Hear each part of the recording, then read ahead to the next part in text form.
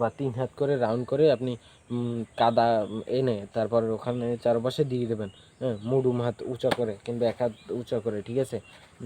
মানে একটু হেলন করে দিয়ে দেবেন। এক সিরিয়াল দিলে কিন্তু ভেঙে পড়ে যাবে, একটু হেলন করে দিয়ে দেবেন।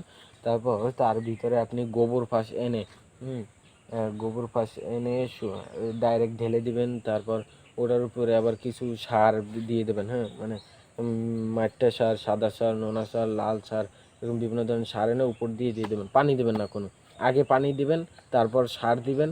হ্যাঁ, তারপর ওটার উপরে গোবর সার দেবেন, তারপর ওটার উপরে রাসায়নিক সার দেবেন। মানে বিভিন্ন ধরনের যে সারগুলো যে পাওয়া যায়, হ্যাঁ, ওই সারগুলো ওইটার উপরে দিয়ে দেবেন। তাহলেই কিন্তু দেখা যায় যে আর আপনার বেশি কষ্ট মানে করতে হবে না। তারপর কিন্তু আর 2-3 বছরও কিন্তু 2 বছরেও কিন্তু আপনার এরকমের সার দেওয়া লাগবে না। হ্যাঁ, তো এরকমের করে আপনি মানে প্রতিবার এরকমের দিতে পারেন।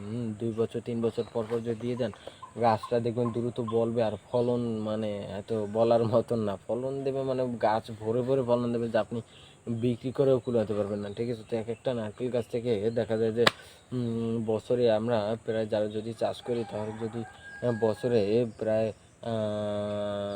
যদি 10টা যদি গাছ থাকে, প্রায় বছরে 10-12 লাখ টাকাও ইনকাম করা সম্ভব।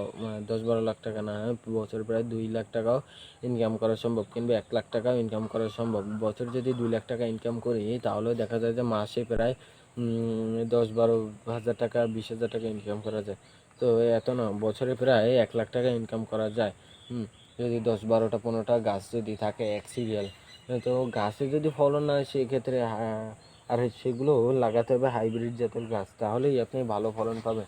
আর যদি দেশি গাছ লাগান তাহলে কিন্তু মাসে 50,000 টাকা ইনকাম করা সম্ভব হবে না। হ্যাঁ, তো হাইব্রিড জাতের গাছগুলো ডাব বড় হয়, নারকেল বড় হয়। মানে ডাবগুলো বড় বড় হবে, এমনকি গাছ ছোটো থেকে ফলন দেবে। তো এরকমের বিভিন্ন ধরনের উপকারিতার কারণেই কিন্তু আপনি একটা গাছ থেকে মানে ভালো ফলন পাবেন, ঠিক আছে? তো মানে এক একটা গাছ থেকে মানে ভালোই ফলন পাওয়া যায়, ঠিক আছে? মানে কোনো গাছ থেকে ভালো ফলন পাওয়া যায় মানে সব গাছ থেকে কি ভালো ফলন পাওয়া যাবে, ঠিক আছে? আপনি মানে যে কোনো গাছ থেকেই কিন্তু ভালো ফলন পেতে পারেন। মানে যে কোনো ফল গাছ থেকেই যত্ন নিয়ে আপনার ভালো ফলন পেতে পারেন। তো যে কোনো সব ধরনের গাছকেই আপনার ভালো যত্ন নিতে হবে। ফল গাছ মানেই যত্ন নিতে হবে। হ্যাঁ, ফল গাছে যদি হেলায় ঠেলায় যদি ফেলে দেন তাহলে কিন্তু সেটা থেকে কিন্তু আপনি ভালো ফলন পাবেন না। আর ফল গাছ একটু খোলামেলা জায়গায় লাগানোর দরকার। আর এই গাছটাও একটু খোলামেলা জায়গায় লাগানোর দরকার, ঠিক আছে?